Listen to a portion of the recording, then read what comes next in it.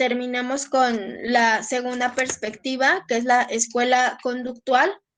Ya revisamos a los autores que teníamos que revisar. Ustedes se quedaron en el entendido que iban a investigar sobre Tornick, y también se quedó la tarea de investigar sobre Piaget y sobre Vygotsky. ¿Para qué? El día de hoy vamos a empezar con una nueva perspectiva. Ya culminamos la conductual, ya la vamos a dejar de un ladito, ¿verdad? Ya la vamos a dejar ahí de ladito y vamos a empezar con una nueva perspectiva, con una nueva escuela de la psicología. Y esta, igual como les había dicho, está a nivel cronológico, surge después de la conductual, y esta es la escuela cognitiva. La escuela cognitiva, acá vamos a revisar a los dos principales exponentes de esta escuela. Vamos a revisar a Piaget y vamos a revisar a Vygotsky. Se quedó de tarea que ustedes investigaran de estos autores, de sus contribuciones a el aprendizaje. Y bueno, voy a empezarles a presentar pantalla. Les voy a empezar a presentar pantalla, y la finalidad de esta sesión es que al menos iniciemos con Piaget, y que bueno, ustedes a través de su investigación puedan estar generando participación a lo largo de esta sesión. Es así como vamos a trabajar esta clase. El día de mañana vamos a dedicarlo en revisar parte de esta escuela, y el día jueves estaremos culminando la semana con nuestro foro de discusión, para que el día viernes, por último, ustedes puedan hacer su entregable número 9. Chéquenlo, quedó desde ayer asignado. No, desde ayer o desde el domingo, no recuerdo bien. Quedó ya asignado, y también ya ustedes tienen calificado el entregable número 8. Entonces, pues vamos trabajando bastante bien, vamos a un ritmo bastante considerable. Quiero pensar que no hay dudas con respecto a los conceptos que hemos revisado, y que más bien las dudas se desprenden de el poder entender a profundidad al menos estas dos escuelas que ya terminamos de revisar, la psicoanalítica y la escuela conductual. Les repito lo que les decía hace unos minutos. Esta semana corresponde abrir una nueva escuela, la escuela cognitiva. Y si ustedes van conmigo hasta este momento, se pueden dar cuenta que los teóricos de estas escuelas de la psicología dan una definición diferente de aprendizaje. Para ellos, el ser humano tiene la capacidad de poder recoger información del ambiente y apropiarla. Y eso es una definición de aprendizaje, la manera en cómo el ser humano puede ir registrando información del ambiente, la interpreta y puede dar respuesta en el futuro de ello. Eso es aprendizaje. Entonces, hasta este momento vamos concluyendo a nivel grupal que el concepto aprendizaje no puede tener una definición. Insisto en esto porque cuando nosotros entendemos que el aprendizaje no tiene una única definición, y que va a depender del autor, de la perspectiva que lo querramos definir y del momento histórico en el que nos encontremos, habremos entendido la finalidad de esta materia. Quiero pensar que acá vamos aclarando algunos términos, que vamos aclarando algunos conceptos, y que vamos profundizando en muchos otros. Vamos con cada autor, no sé, o al menos quiero pensar eso, que vamos con cada autor adentrándonos en su perspectiva, y vamos profundizando en cómo ellos conciben al ser humano y cómo lo intentan describir. Y entonces aquí entra la idea en donde yo les digo siempre a mis alumnos: hablar del ser humano es hablar de un sujeto bastante complejo, que parece ser que ninguna teoría puede abarcar en su totalidad todos los fenómenos a los que alcanza el ser humano. Es decir, parece que la teoría nos queda corta al momento de tener que describir una totalidad del ser humano. ¿Por qué? Porque el comportamiento es complejo, el aprendizaje, la inteligencia, el lenguaje, el pensamiento, todos esos son fenómenos o facultades complejas que una sola teoría no nos puede responder. Por eso surgen infinidad de teóricos, infinidad de conceptos para describir al menos un solo concepto, el aprendizaje. Entonces, les pregunto, esto a manera de introducción, ¿alguien tiene alguna duda? ¿Tiene algún comentario? Se va clarificando cómo el concepto de aprendizaje presenta un montón de variaciones. ¿Vamos bien? Al menos con las dos escuelas, ¿eh? Que ni siquiera son dos escuelas porque ya revisamos empirismo y racionalismo.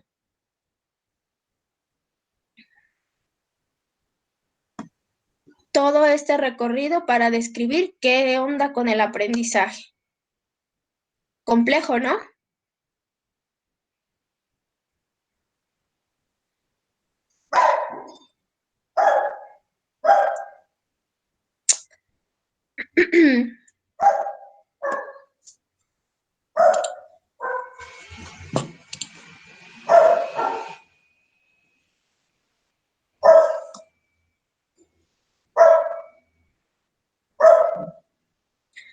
Aquí está.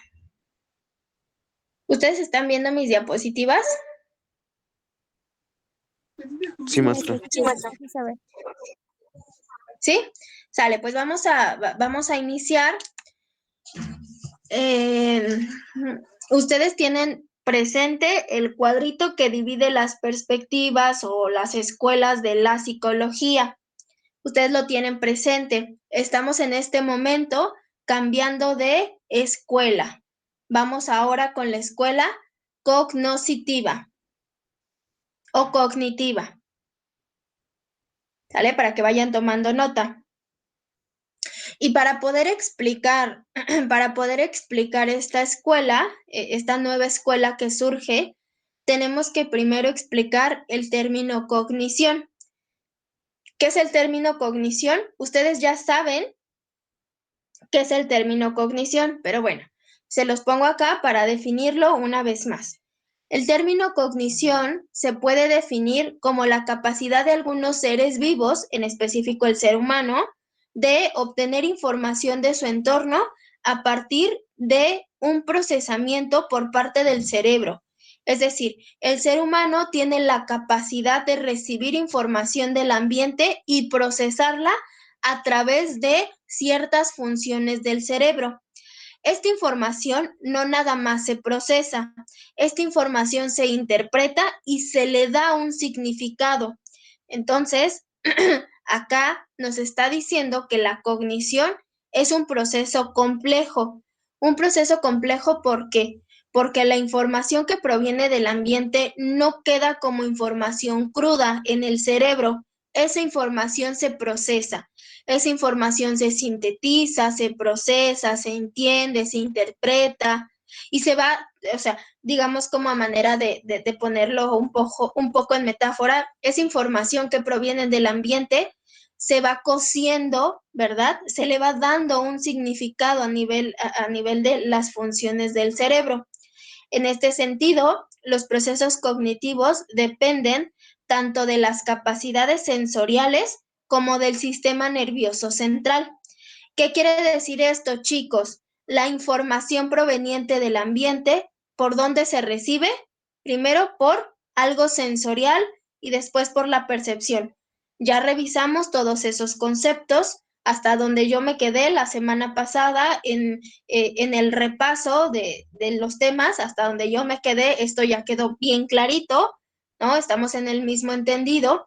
Y entonces se da primero por la sensación y luego pasa por todo un proceso. Ustedes ya saben cuáles son los procesos cognitivos básicos y cuáles son los superiores. ¿Para qué? Para que esa información que quede registrada a nivel cerebral gracias al proceso de la cognición, dé como respuesta información al sistema nervioso central.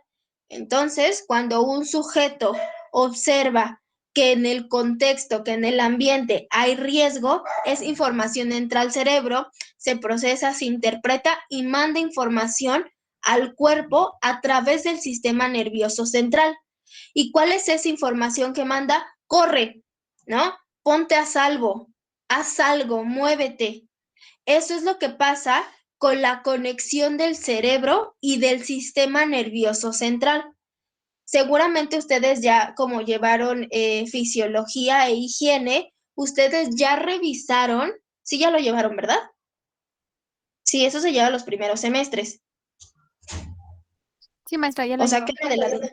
Ok, ustedes saben las partes del cerebro y saben que la última parte del cerebro es la que se conecta con el sistema nervioso central y se mandan órdenes al cuerpo para dar una respuesta a ese entorno, para dar una respuesta a ese contexto. Y esto es lo que pasa.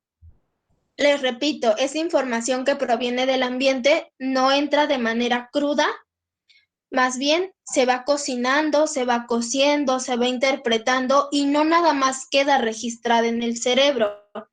Esa información va a dar señales de vivencia al sistema nervioso central. Y entonces corremos, entonces nos salvamos, entonces respondemos a ese ambiente. Es decir, hay una interacción ambiente-sujeto, pero esta interacción es una interacción inteligente, es una interacción compleja. ¿Por qué? Porque hay todo un proceso. Entonces, la función del ser humano no nada más es recibir información. La función del ser humano es interpretar esa información y responderle a ese ambiente que es el que dota, ¿verdad? El que dota de información, pero nosotros también nos ponemos en contacto con ese ambiente y le regresamos una respuesta. Esa es una de las funciones complejas o de las facultades complejas del ser humano. Y este concepto de cognición es un concepto bastante amplio. Ustedes lo saben, es bastante amplio, porque para poder definir el fenómeno de cognición, ¿qué les gusta? ¿Nos llevamos 2 o 3 semanas para poder definir todos los procesos de la cognición? Es un fenómeno bastante amplio y seguramente por ahí nos faltaron algunos conceptos que aterrizar.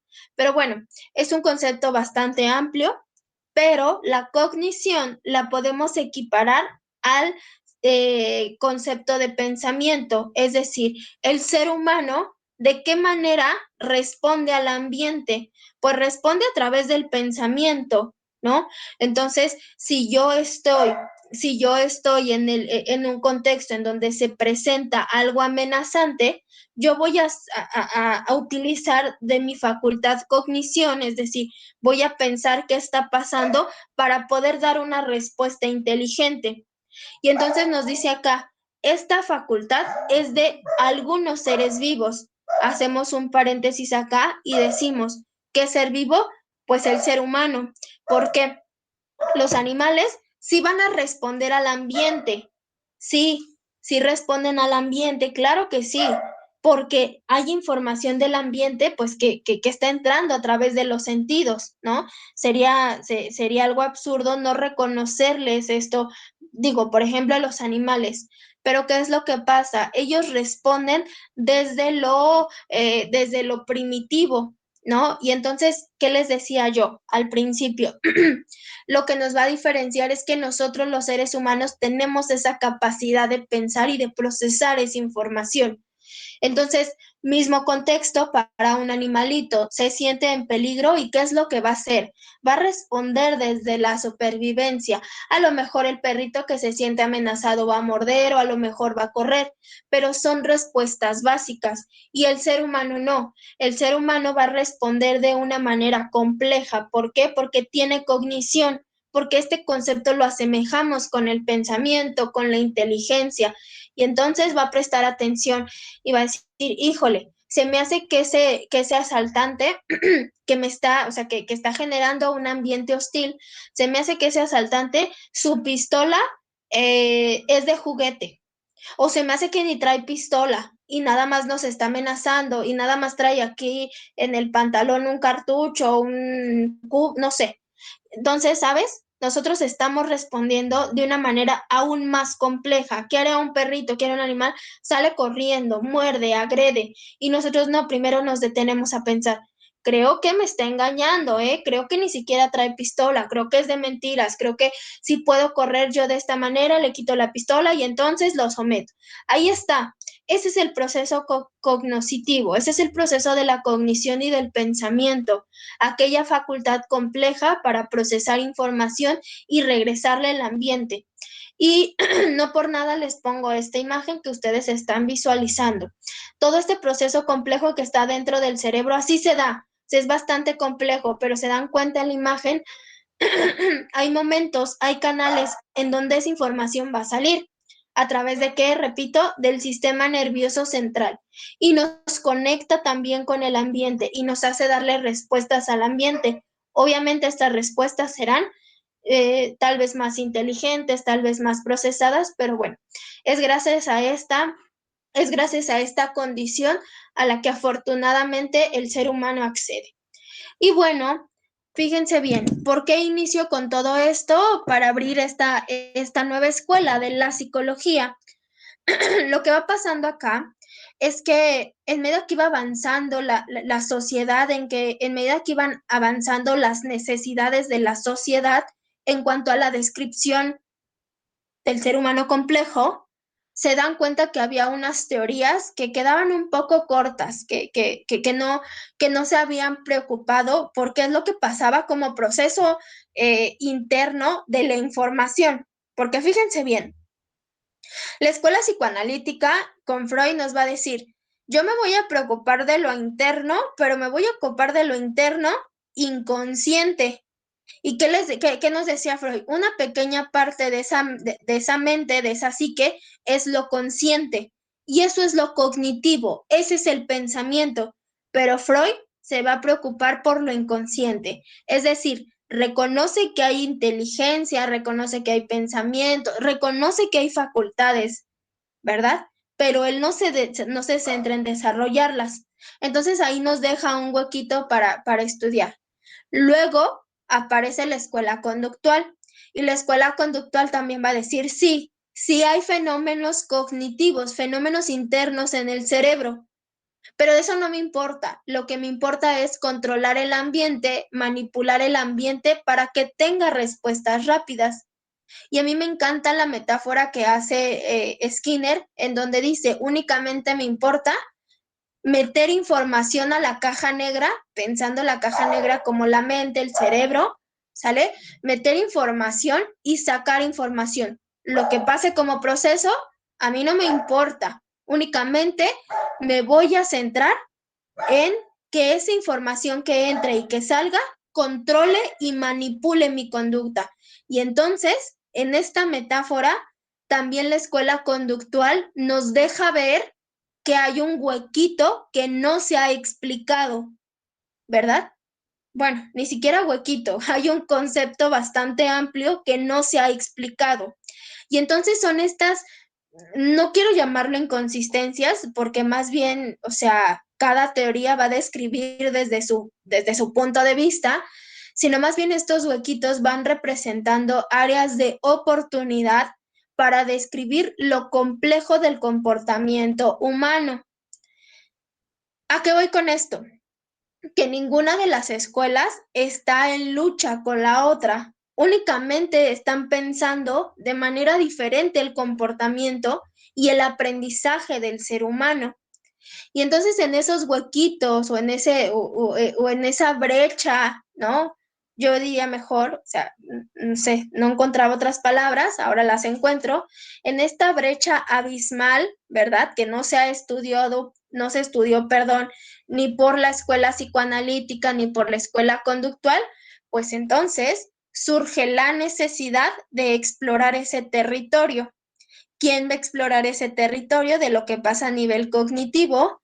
Bueno, pues lo va a estudiar Jean Piaget y lo va a estudiar Vygotsky. Y surge entonces la tercera escuela de la psicología. Surge entonces en urgencia de aquella brecha abismal que no se había estudiado hasta entonces. Pregunto, ¿dudas, comentarios hasta este momento?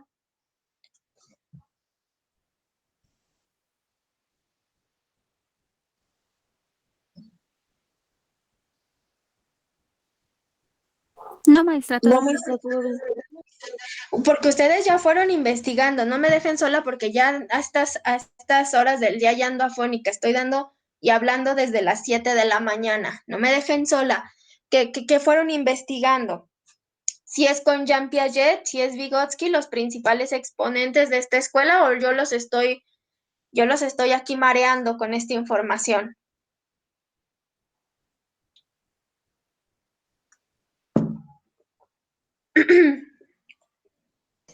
No, sí fueron ellos, maestra. Fue Piaget y enseguida Vygotsky. Sí, primero fue Piaget y después fue Vygotsky. Pues ahí está. Ahí está, chicos. La escuela cognoscitiva, pues les repito, surge en urgencia para poder explicar esta brecha que no se había estudiado hasta ese momento. Y para poder entrar a esta teoría, a esta escuela, a esta perspectiva, pues bueno, habría que explicar primero el concepto de cognición. ¿Hay dudas? No, ¿verdad? Hasta el momento de qué es lo cognitivo. Si yo les pregunto, chicos, ¿qué es la cognición? ¿Ustedes me sabrían decir qué es la cognición?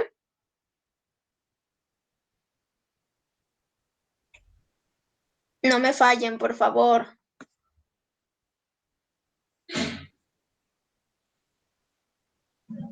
¿Sí podrían describir qué es la cognición?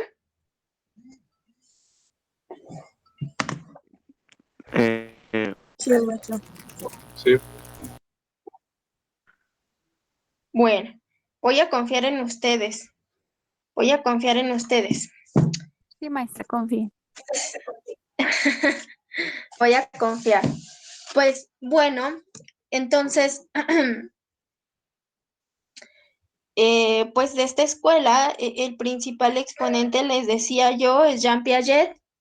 Y Jean Piaget es muy reconocido, muy reconocido sobre todo por la manera tan didáctica en que va a desarrollar su teoría, porque seguramente ustedes ya lo investigaron y ustedes ya lo saben que Jean Piaget propone 4 estadios o 4 etapas del desarrollo. Él va a ubicar que el infante, ¿verdad? Va a ubicar que el infante va accediendo a diferentes grados cognitivos y entonces se va a dar cuenta que no son las mismas respuestas que da un infante entre los 3, 4, 5 años a las respuestas que va a dar un infante a los 10, 11 años. Algo habrá cambiado en el pensamiento, algo cambia. ¿Sí? Y esto cambiante, Piaget lo va a ir encasillando en 4 etapas. Vamos a profundizar en cada una de las etapas que Jean Piaget propone, porque digamos que es uno de los principales exponentes que cobra bastante auge a nivel educativo y lo vamos a aterrizar en lo constructivista, que da ciertas pautas de aprendizaje significativo en el ser humano. Entonces, todo esto lo vamos a ir aterrizando. Jean Piaget hace una contribución a mi parecer bastante genial porque logra entender cómo es que se va dando de manera escalonada el aprendizaje y la manera de acceder a los procesos cognitivos. Para Piaget, el ser humano desde infancia temprana va a acceder a la cognición, pero va a acceder de una manera diferente y ascendente en medida que este sujeto va creciendo. Les explicaré por qué más adelante. Pero bueno, primero les voy a hablar acerca de la biografía de Jean Piaget y lo vamos a ir enlazando en cómo su biografía, cómo sus vivencias tempranas, ¿verdad? Le permitieron desarrollar lo que hoy día conocemos como los estadios de Piaget y hay una gran cantidad de teorías de estrategias educativas que lo utilizan.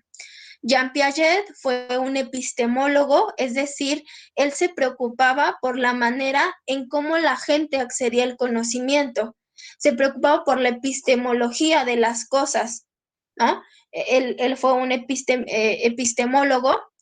Jean Piaget también tiene un perfil psicológico y un perfil dentro de la biología. ¿Y qué le va a permitir ser epistemólogo, psicólogo y biólogo? Bueno, pues le va a permitir crear la contribución, una de las contribuciones más importantes que hoy día tenemos. Epistemólogo porque él se preocupaba por la manera en cómo el conocimiento podía ir en creciente, ¿verdad? Cómo los seres humanos estamos en un constante de conocimiento. Lo psicológico le va a permitir a él ubicar ciertos estados emocionales, le va a permitir estudiar cierta conducta del ser humano, ¿no? Porque es lo que estudia la psicología, y la biología le va a permitir ubicar en categorías y en atributos a los que responde cada ser humano. Entonces son estas tres líneas, estas tres ciencias que le van a permitir llevar a cabo y desarrollar su teoría. Jean Piaget, suizo, 1896, por ahí hay un error de dedo, se me fue por ahí una R, es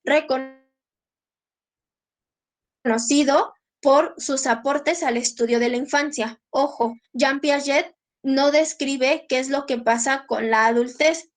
Él se centra en estudiar qué es lo que pasa con la infancia, puesto que la infancia va a ser una etapa determinante en donde se adquiere información y se despunta muchos atributos.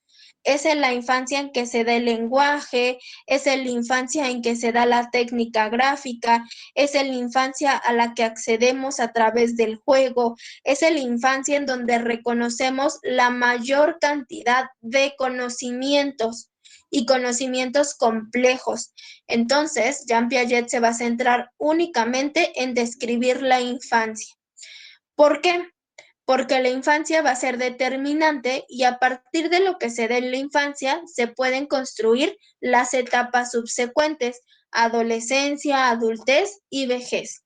Nunca termina de darse el conocimiento, nunca termina de darse en ninguna etapa, pero él atribuye que en la infancia el conocimiento, ¿verdad? El conocimiento despunta en su máximo esplendor. Piensen ustedes en infancia temprana, el niño que te pregunta por qué, y por qué esto, y por qué sale un arco iris, y por qué la plancha prende, y por qué la tele tiene imágenes y sonidos, y por qué lo caliente quema, y por qué lo frío también quema y se siente de esta manera. El niño en todo momento está intentando acceder a conocimientos. Entonces, una de las principales características que nosotros ubicamos en la infancia es el niño intentando descubrir el porqué de las cosas. Es entonces por eso que Jean Piaget se va a centrar en la infancia. Repito, con esto no quiero decir que el conocimiento no se dé en otras etapas. Por supuesto que se da. Por supuesto que se da. No recuerdo si el miércoles pasado poníamos el ejemplo.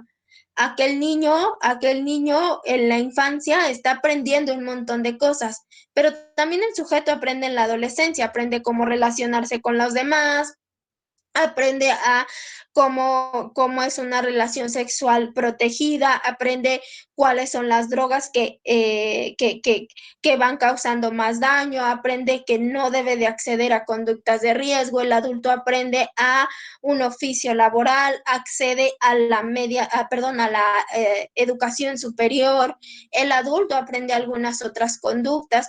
En todo momento hay aprendizaje, pero es en la infancia en donde éste se encuentra en su máximo esplendor. Piaget va a influir en la forma de concebir el desarrollo del niño. ¿Por qué? Fíjense bien, dentro de la escuela conductual, ¿cómo se concebía al niño? Al menos para Watson. Watson decía, dame a una docena de infantes y yo te aseguro que bajo mi método los puedo convertir en lo que yo desee. Es decir, para la escuela conductual, el infante era considerado como un agente pasivo en su propio proceso de aprendizaje. ¿Por qué? Si yo quiero que aprenda, si yo quiero que aprenda una conducta, yo la voy a controlar y el sujeto es pasivo. Yo no le pregunto qué quiere aprender. Yo manipulo el aprendizaje, ¿sí? Yo lo manipulo a través del ambiente. Entonces, eso hace que yo a mi sujeto lo describa como un agente pasivo. Él no determina qué aprender, yo lo determino y yo lo manipulo. Y eso para la escuela conductual, digamos desde lo concreto, ¿no? Digamos desde lo concreto. Para Piaget, esto no es esto no lo puede concebir. Iba a decir, es que no puede ser pasivo en su propio aprendizaje. Al contrario, el infante es activo en su propio desarrollo del conocimiento. ¿Por qué? Porque es activo, porque está en contacto con el ambiente, porque él decide qué aprender. Digo, esto pensando en un escenario general, pero al menos para Piaget, el niño va a ser activo en su proceso de aprendizaje. ¿Por qué? Porque el niño decide qué jugar, porque el niño depende de la edad, decide hacia qué cosas voltea a ver. ¿Para qué? Para que se dé el aprendizaje. Entonces, acá vamos describiendo algunos conceptos básicos. Para la escuela cognitiva, el sujeto es activo en su propio proceso de aprendizaje.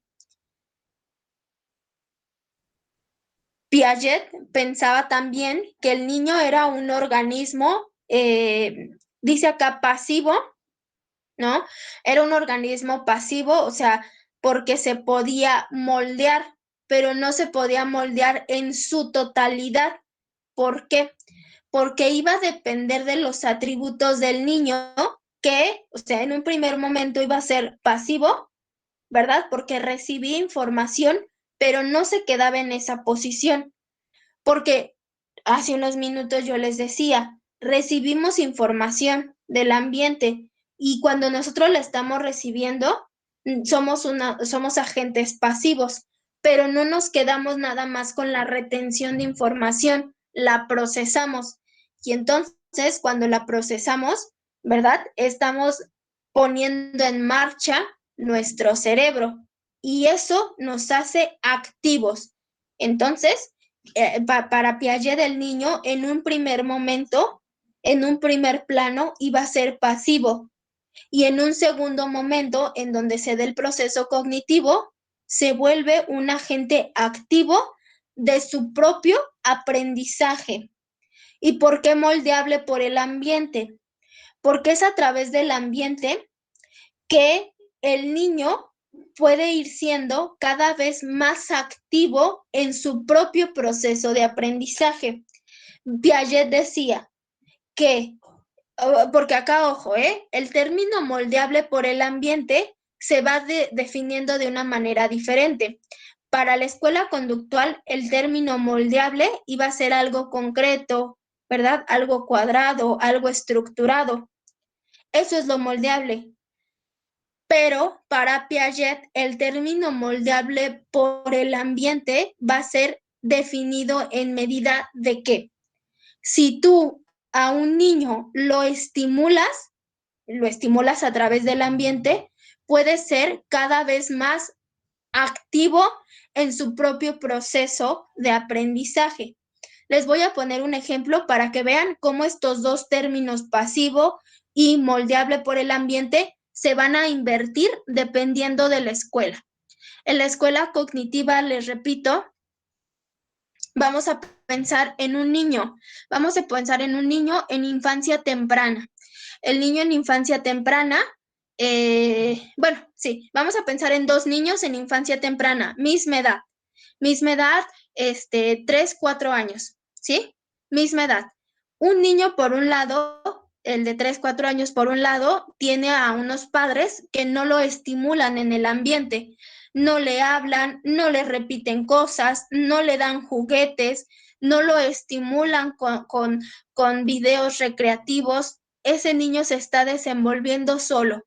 Va a aprender a caminar, pero sin la ayuda y sin la estimulación de los padres.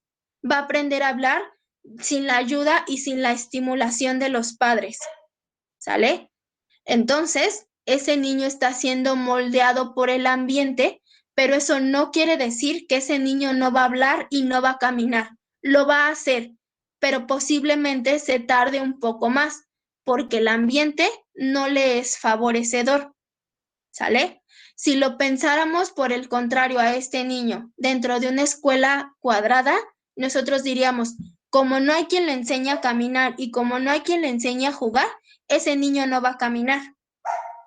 Eso pensado desde lo concreto. Para Piaget no. Piaget va a decir, sí puede aprender, sí va a aprender a caminar, sí va a aprender a hablar y sí va a aprender a hacer un montón de actividades, pero se va a tardar porque su ambiente no está siendo estimulado, no lo está moldeando de una manera estimulada. Ahora pensemos en otro niño, misma edad, 3, 4 años, en donde ahí tienen ustedes a la mamá todo el día repitiéndole palabras, cantándole, poniéndole videos educativos, ¿no? Sostienen conversaciones básicas en donde le compra juguetes, en donde lo estimula. El desarrollo del niño, ¿verdad? Se dará de una manera potencial. Entonces el ambiente lo está moldeando, pero lo está moldeando en el sentido de la estimulación. No es lo mismo tener a un niño en donde no le hablas, no le cantas, no le dices nada, y a un niño que le cantas, que le dices, que platicas, que le pones canciones. No es lo mismo, el ambiente es diferente. Sin embargo, va a decir Piaget, como hay proceso cognitivo, los dos niños van a llegar a desarrollar el lenguaje. Claro que sí, lo van a llegar a desarrollar porque son agentes activos en su propio proceso. Ojo acá, el proceso no es determinante para todos. El proceso para algunos será más rápido que para otros, pero todos llegan al mismo camino. Todos llegan y van por el mismo sendero. A lo mejor unos más rápido, otros más lento, pero todos llegan. ¿Por qué? Porque todos se lo vamos a atribuir, o sea, en su mayoría le vamos a atribuir gran beneficio a los procesos cognitivos y tomamos en cuenta el ambiente, pero no el ambiente para condicionar, sino el ambiente para estimular. ¿Sí se va entendiendo más o menos cómo cambian los conceptos? Porque por aquí se pudieran confundir, pero los conceptos se van pensando de manera diferente. Modelable por el ambiente, ¿por qué? Por la estimulación o por la nula estimulación. Pero Piaget va a decir, si hay estimulación, el niño va más acelerado. Y si no hay estimulación, el niño va menos desacelerado, pero los dos van a desarrollar el lenguaje, los dos van a poder caminar, los dos van a poder resolver algunas situaciones del cotidiano. ¿Por qué? Porque hay cognición, porque hay cerebro, porque hay procesos. ¿Sí? ¿Sí vamos bien? Sí, maestra. Sí, maestra. Va. Entonces, vamos acá, vayan subrayando las palabras clave. También Piaget va a decir que los niños se comportan como pequeños científicos y que esta condición de ser pequeños científicos les va a permitir a los niños interpretar el mundo. Pero, ojo, lo van a interpretar de una manera diferente dependiendo de la edad que tengan. Entonces, esta condición de pequeños científicos los hace y confirmamos la idea que él tiene, en donde el niño es un agente activo en su propio conocimiento. ¿Por qué pequeños científicos? Porque los niños se preguntan por todo. Por todo se preguntan los niños.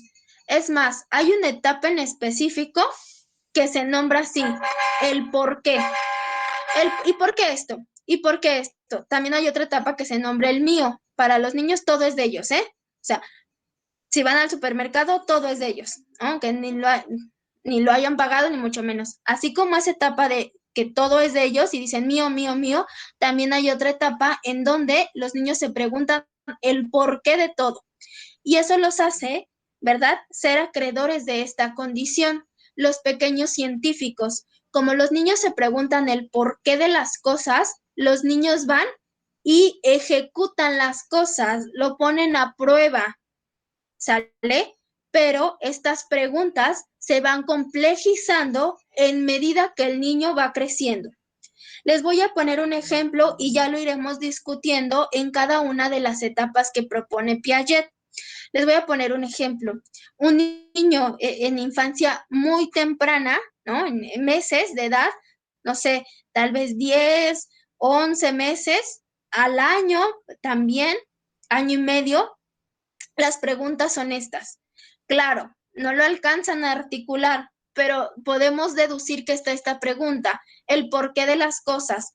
Si yo aviento, si el niño de meses avienta un objeto, el niño se estará preguntando hacia dónde va a caer ese objeto, ¿no? Entonces el niño avienta el objeto y el niño está observando hacia dónde cae.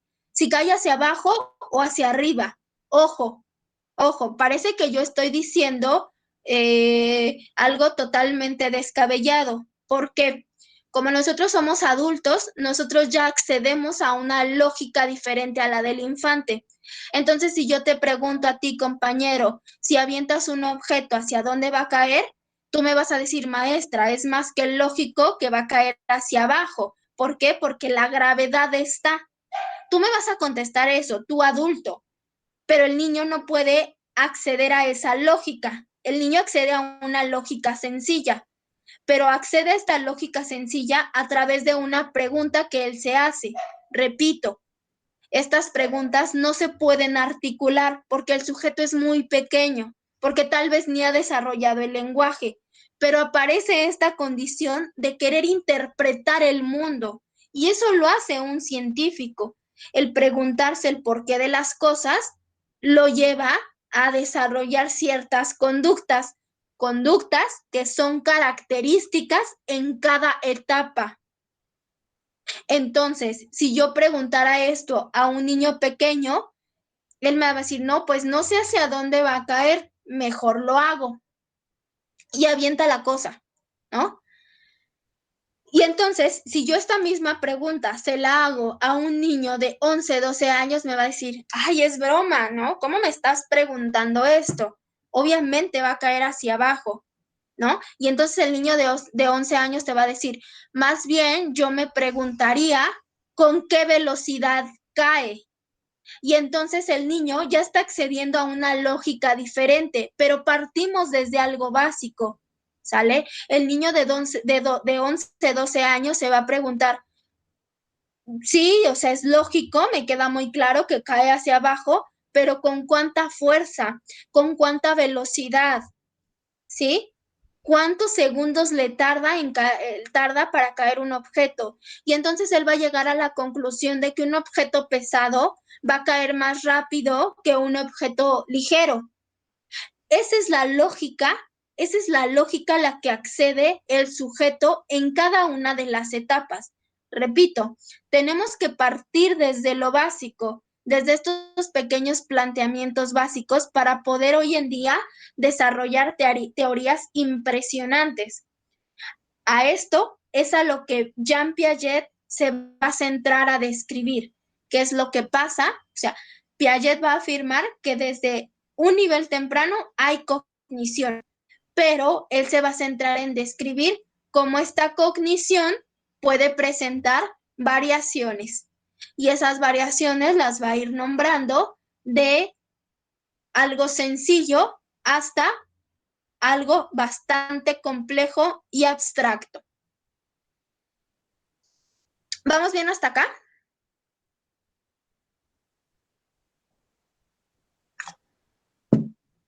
¿Investigaron todo esto o no? ¿Sí habían investigado todo esto? Sí, pero no lo habíamos entendido. Pues para eso vamos, o sea, para eso vamos a profundizar en en estos conceptos. Ahí está. Eso es lo que nos va diciendo Piaget. Fíjense todo lo que vamos hablando, al menos en estos 4 renglones. Es bastante amplio lo que nos va a explicar Piaget y trae consigo un montón de bondades. ¿Por qué? Si tú reconoces cuál es el pensamiento de la infancia temprana y cuál es el pensamiento de un infante pues ya más grande, tú podrás acceder a maneras diferentes de cómo se aprende, porque no es lo mismo cómo aprende el niño de 5 años a cómo va a aprender el niño de 11, 12 años. No es lo mismo. Por lo tanto, tus estrategias de aprendizaje, ¿no? Tus estrategias de aprendizaje se tienen que ajustar a la edad del sujeto que tienes enfrente. Por eso es necesario esta teoría, por eso trae consigo un montón de bondades, ¿eh? Porque nos está diciendo de manera puntual, tú como agente externo, cómo te puedes comportar. ¿Cómo te puedes comportar con el ser humano? ¿Sale? Dependiendo de la edad a la que sea acreedor en ese momento.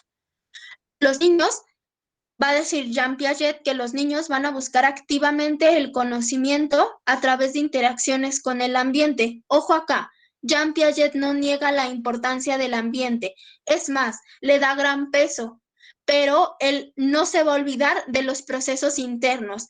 Es decir, para Jean Piaget lo interno y el ambiente juegan un papel indispensable, porque el ambiente dota de información y lo interno procesa esa información.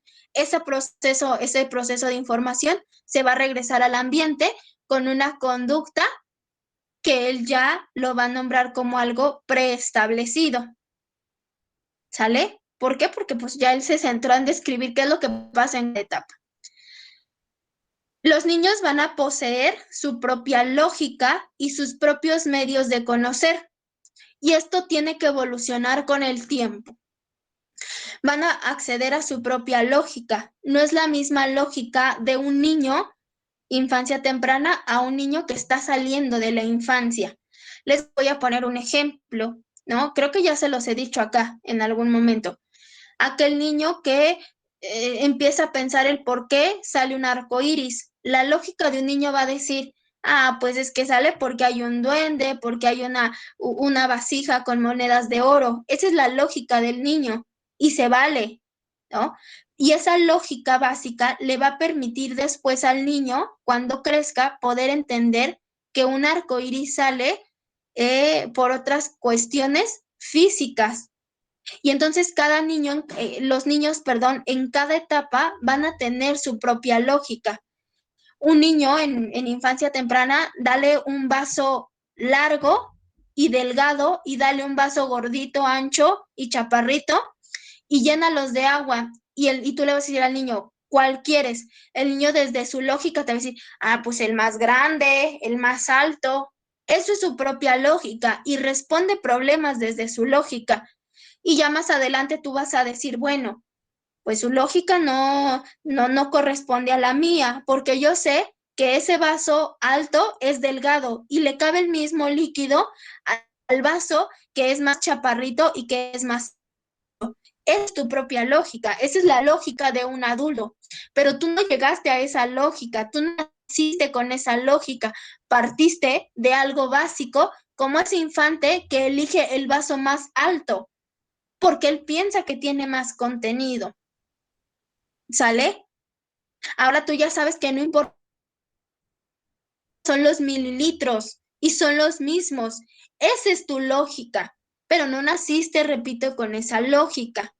Accediste a esa lógica porque partiste de algo básico, porque exploraste, porque te preguntaste, ¿qué se pregunta el niño en lógica temprana o básica?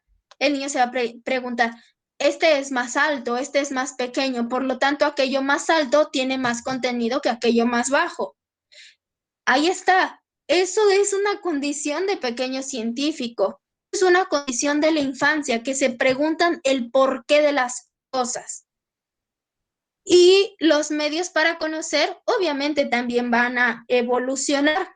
El niño en infancia temprana tendrá que conocer medios concretos, tendrá que observar las cosas para poderlas reconocer.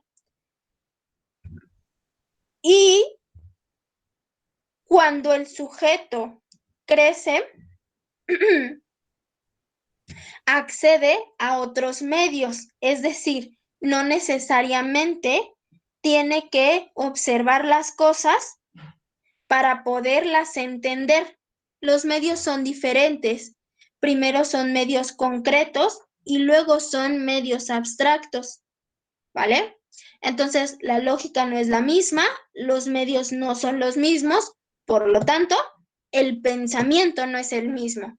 Cambia, evoluciona, va en creciente. Repito, depende de la etapa en la que se encuentre.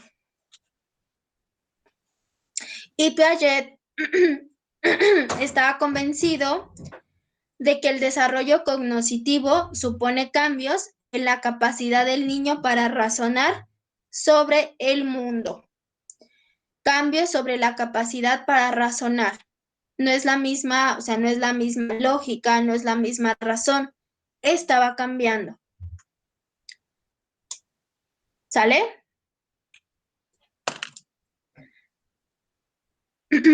¿Vamos bien?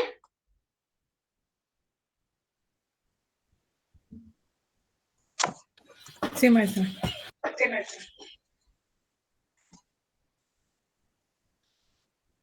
Bueno, pues Jean Piaget llega a esta descripción porque Jean Piaget fue un niño extremadamente brillante. Jean Piaget siempre fue muy curioso y les voy a platicar desde dónde se despierta, esta curiosidad. Jean Piaget fue extremadamente brillante cuando era niño. A los 10 años de edad, Jean Piaget había publicado su primer trabajo científico a los 10 años de edad, ¿sale? Y en ese trabajo científico, Jean Piaget describió cómo un pichón albino, ¿verdad? Cómo un pichón albino se desarrollaba en su entorno natural. Jean Piaget vivía cerca de un parque y entonces siempre estaba observando. Él iba registrando conductas y entonces a los 10 años publica su primer artículo de cómo se comportaba este pichón albino. Esto a los 10 años. A los 15 años, Jean Piaget consiguió su primer empleo como, como una persona que atendía los moluscos de un museo en Ginebra. Entonces él siempre estuvo en contacto con el ambiente, con el cambio y proceso de las cosas. Siempre se preocupó por el cómo se describían las cosas. Él era fan de ir registrando el cambio de comportamientos. El cambio de comportamientos siempre se preocupó por el origen de las cosas, por conocer más allá de las cosas. Y este interés se despierta desde una edad temprana. A los 10 años de edad, Jean Piaget ya estaba accediendo a maneras diferentes para conocer el comportamiento de los animales, les digo, de un pichón, de moluscos en un laboratorio. Y pues bueno, esto lo lleva a estudiar biología y estudiar epistemología. Pero, o sea, después pasa un tiempo, su interés lo llevó a estudiar un poco de la filosofía y de la psicología para descubrir el comportamiento ya no nada más de animales, también de las personas, el comportamiento complejo de las personas. Y entonces, cuando él se dedica a estudiar un poco de la filosofía y la psicología, él se va a encontrar con un teórico que nosotros ya revisamos brevemente. Jean Piaget se va a encontrar con Theodore Simon. ¿Se acuerdan que les dije?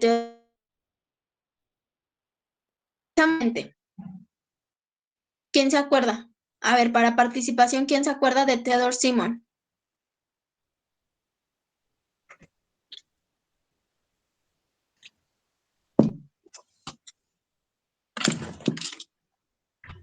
Esto es importante como dato histórico, ¿eh?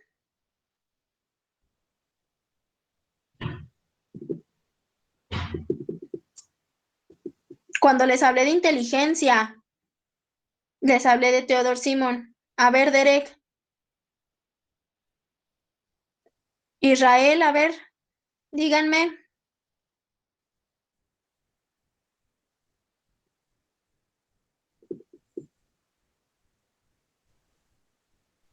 Vamos, maestra, pero la verdad no me acuerdo. Sería, Me parece que fue sería mentirle, ¿no?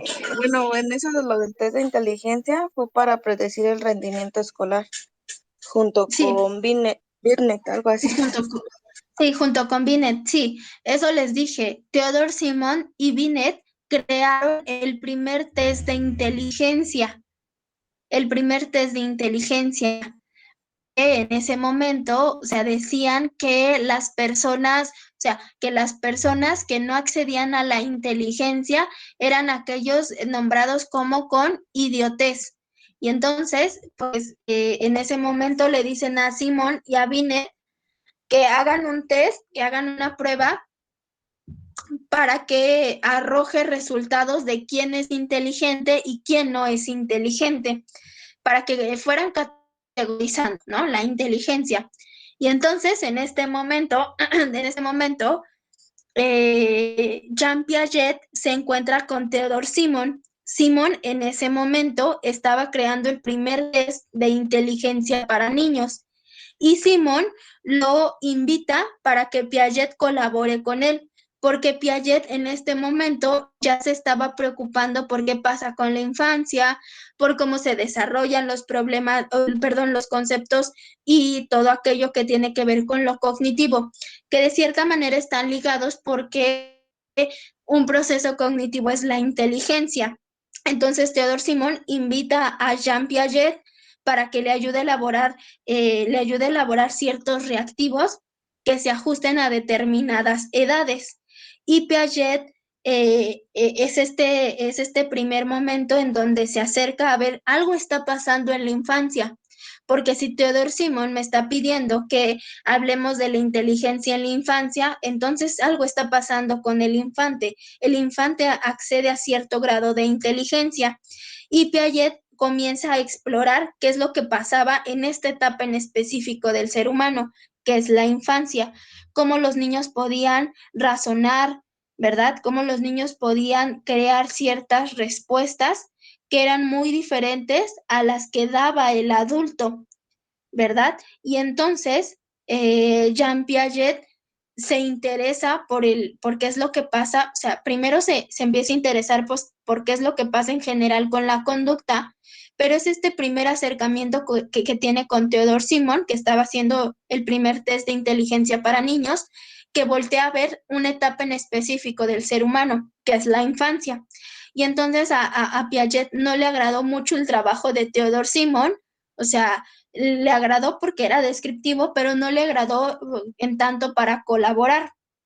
Y Jean Piaget dice, bueno, está muy padre la idea que acabas de despertar en mí y entonces yo me regreso a mi lugar de estudio y entonces es a través de este primer encuentro que tiene con Simon que Jean Piaget se empieza a preocupar por qué es lo que pasa con la inteligencia, con la manera de razonar, con la manera de acceder a un conocimiento, pero en la infancia.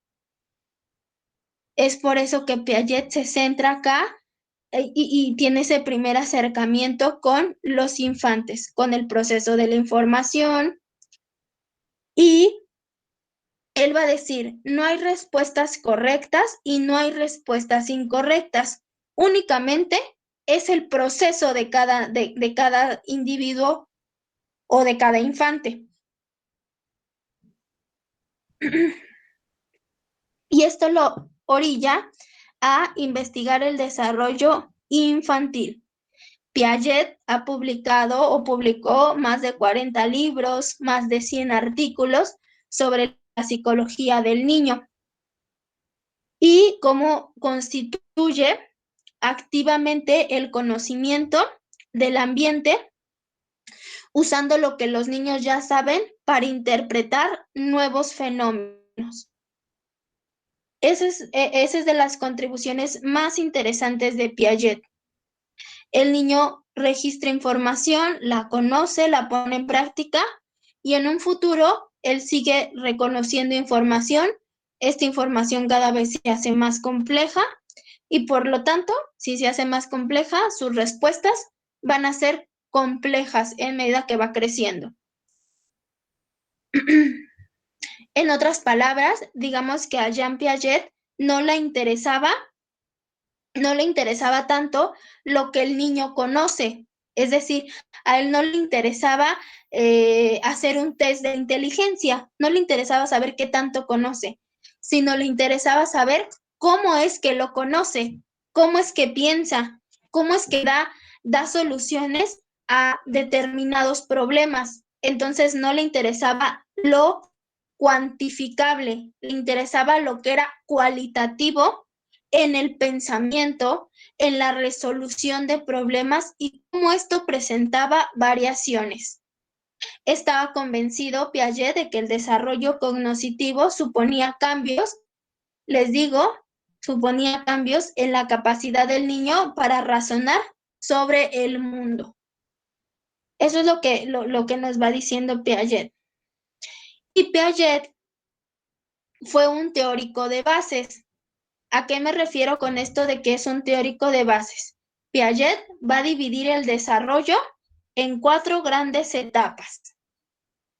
Cada una de las etapas, chicos, va a suponer que el pensamiento del niño es distinto a las demás etapas.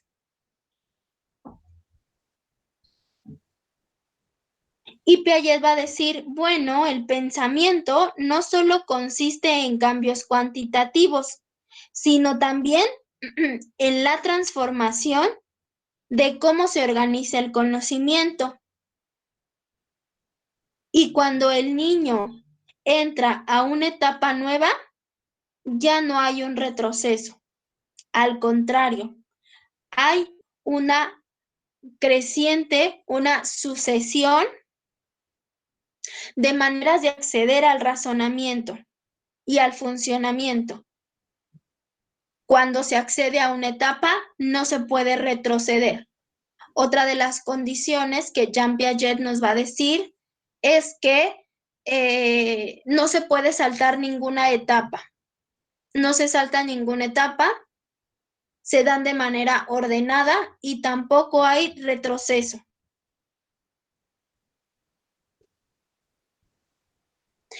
Por lo tanto, estas secuencias son invariables, no presenta variaciones.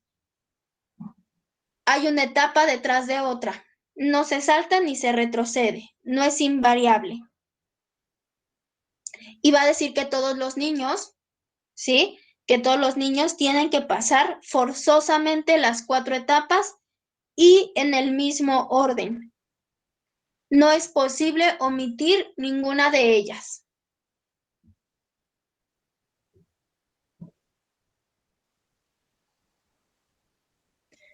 ¿Vale?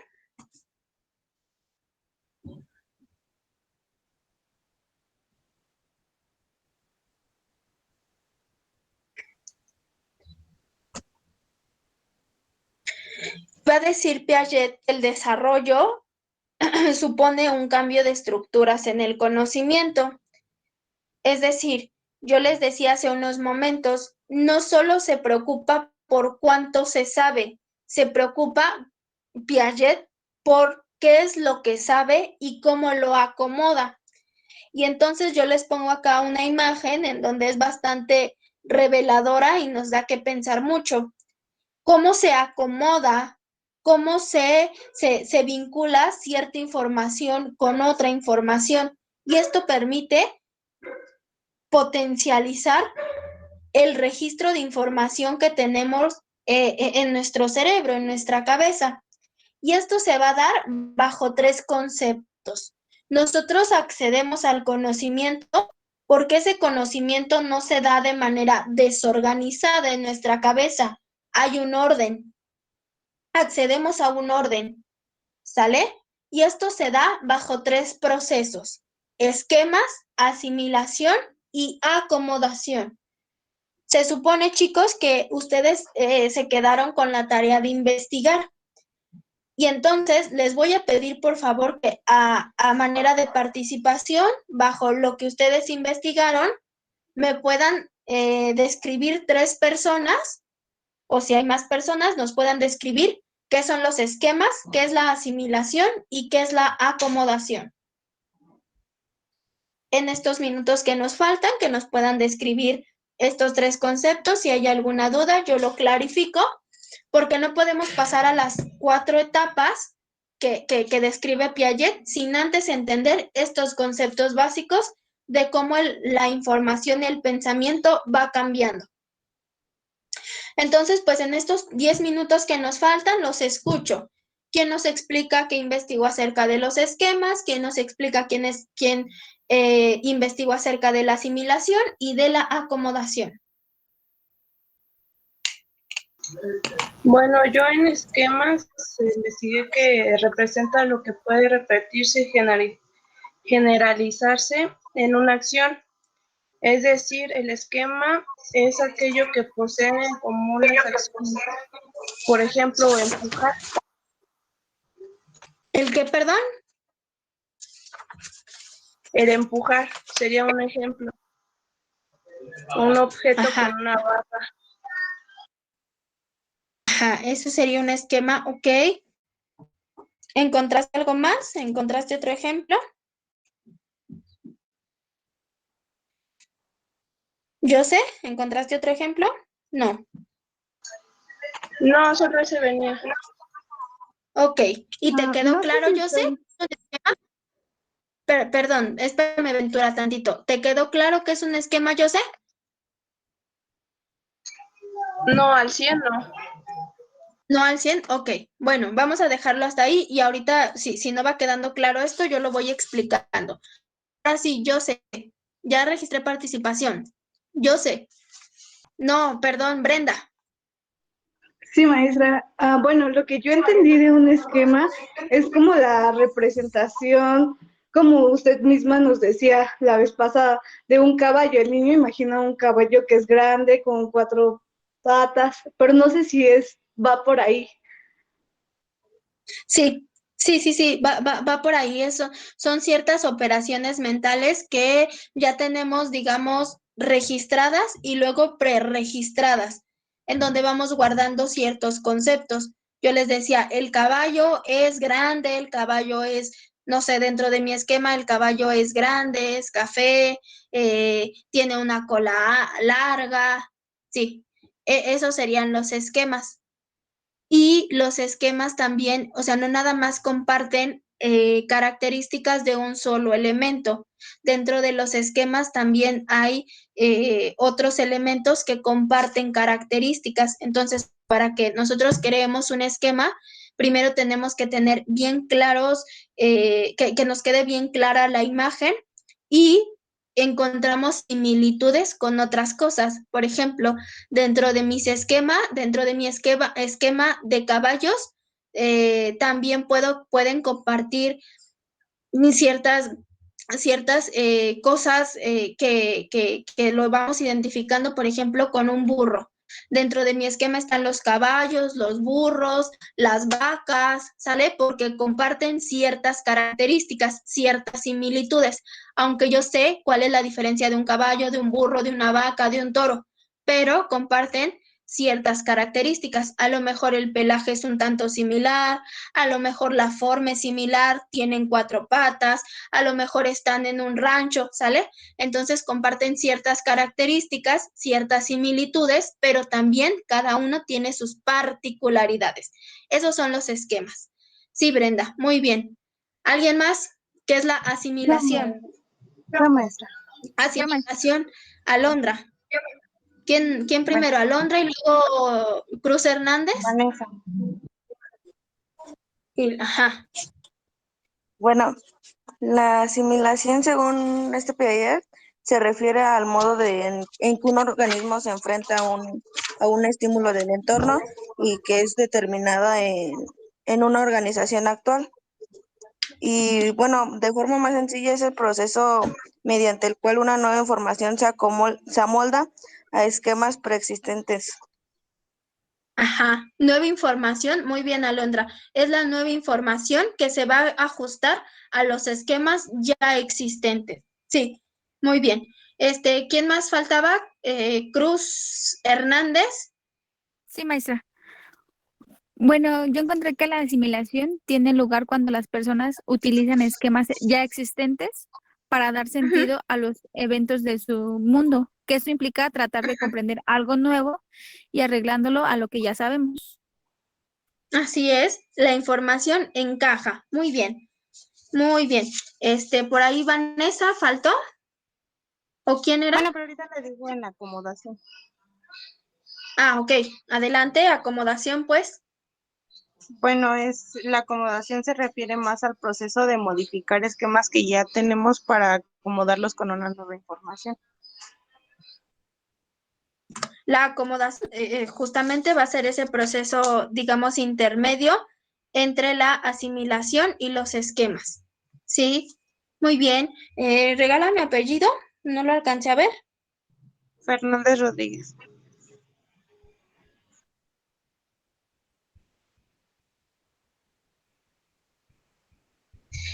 Hernández Rodríguez. Fernández con F. Ah, Fernández, con razón, no te encontraba.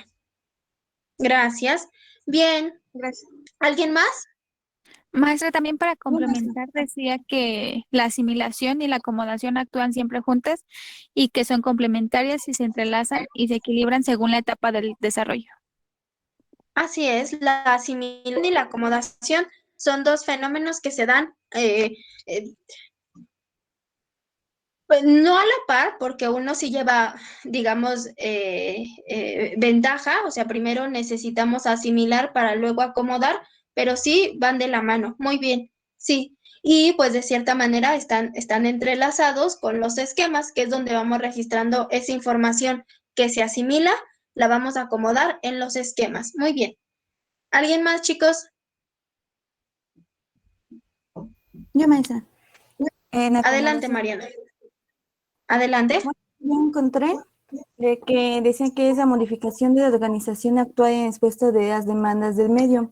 Es el proceso mediante el cual el sujeto se ajusta a las condiciones externas. La acomodación no solo aparece como necesidad de someterse al medio, sino se hace necesaria también para poder coordinar los diversos esquemas de asimilación. Así es. La acomodación es ese proceso que nos va a permitir modificar o asignarle más información a los esquemas. Muy bien. Bueno, chicos, ¿les parece si aquellos que quieren participar lo dejamos para mañana en la clase? Digo, al menos el día de hoy nos vamos con el primer acercamiento a la teoría del desarrollo cognitivo de Piaget.